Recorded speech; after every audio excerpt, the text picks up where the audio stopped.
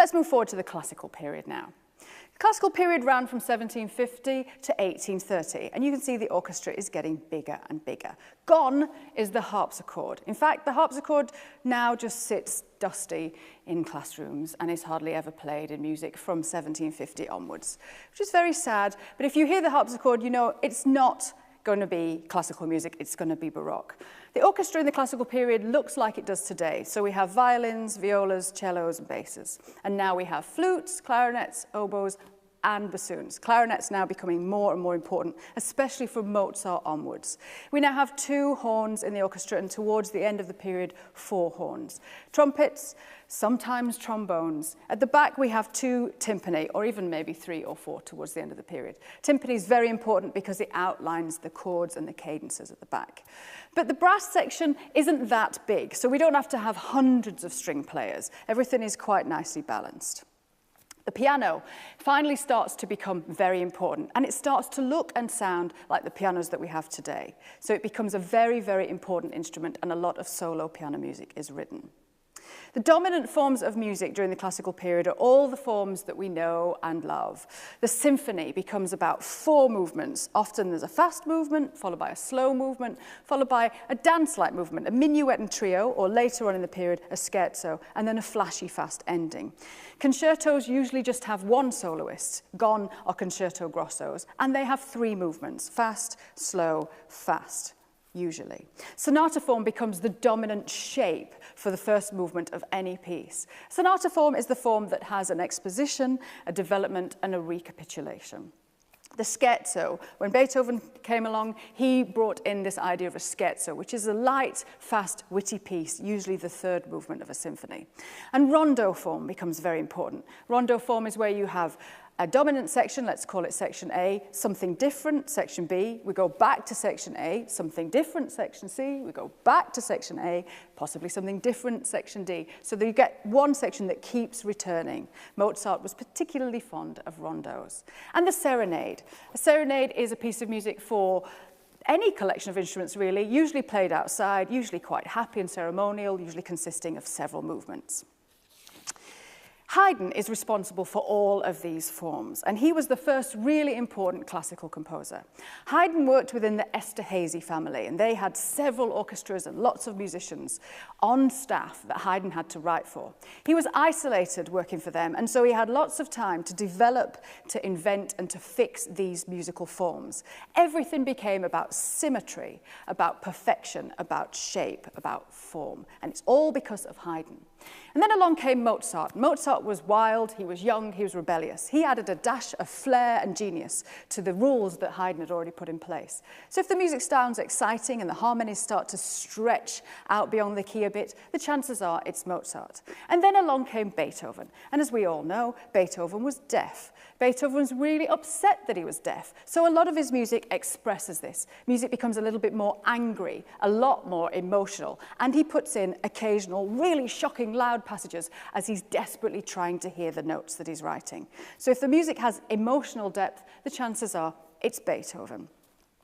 We're going to hear 2 pieces now from the classical period to show us the contrast between Mozart and Beethoven, but also to show that they're all fitting to the same rules, the rules that were put in place by Haydn. First of all, we're going to have Angela play a movement from one of Mozart's horn concertos. This was written in 1783. Listen in particular to how symmetrical everything is.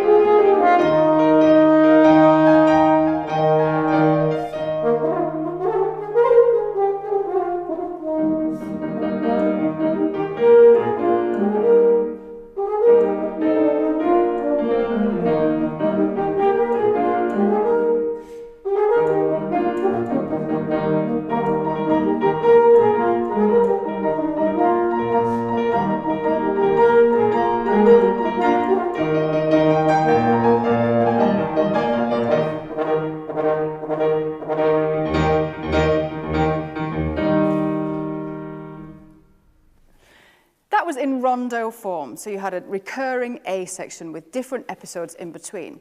And you will have heard that it was very, very balanced. So you might have an 8-bar phrase answered by another 8-bar phrase. The harmony was very much within a key and the cadences were expected. But there was a bit of interest in there. Did you hear those sort of strange clashing moments played by the piano, which originally would be played by the woodwind section? That's Mozart slightly bending the rules. And it was homophonic, but there was more interest than that. There was counter melody and a little bit more imitation between the sub-parts. You'd have heard that better if you'd have heard the full orchestra playing it. It had a big coda on the end as well. When Mozart gets to the home key, he really likes to tell us about it by adding an extra section on the end that just outlines the fact that we're back at the home key. 15 years after that, in 1798, Beethoven was writing his piano sonatas. Now, the piano looks very similar to that in the classical period. It's not quite as loud yet or quite as big, but it's a very popular instrument. Every wealthy family would have one. Every woman would learn how to play it, and she would while her evenings away playing the piano in the corner of the room. Everybody could play these pieces by Mozart and Haydn. They were churned out, they were easy, they were pleasant, they were lovely. But along came Beethoven. Suddenly, piano sonatas became arresting, dramatic, emotional. They became difficult to play. They were intended to be listened to. This one was written in 1798. And you'll hear it takes Beethoven a while to get to his first subject. And it takes him on an amazing emotional and harmonic journey to get to the right key. Here's just the very beginning of his Pathetique Sonata.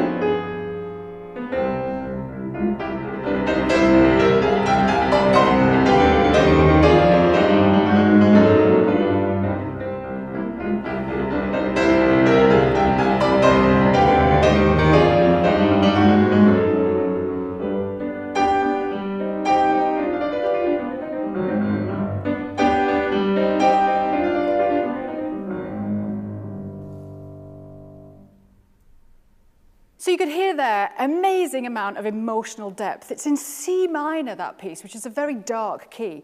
And Beethoven hits that key at the beginning, and then he moves immediately away from it using an array of complex diminished chords, suspensions, and chromatic movement. It takes him a while to get to his first subject. When he gets there, we're back in C minor, and we immediately start to move out of it chromatically. But he hits the right key at the right point when he gets to the second subject, which is in the dominant key. So he's following the rules, but he's really bending them all out of shape because he wants to express emotion.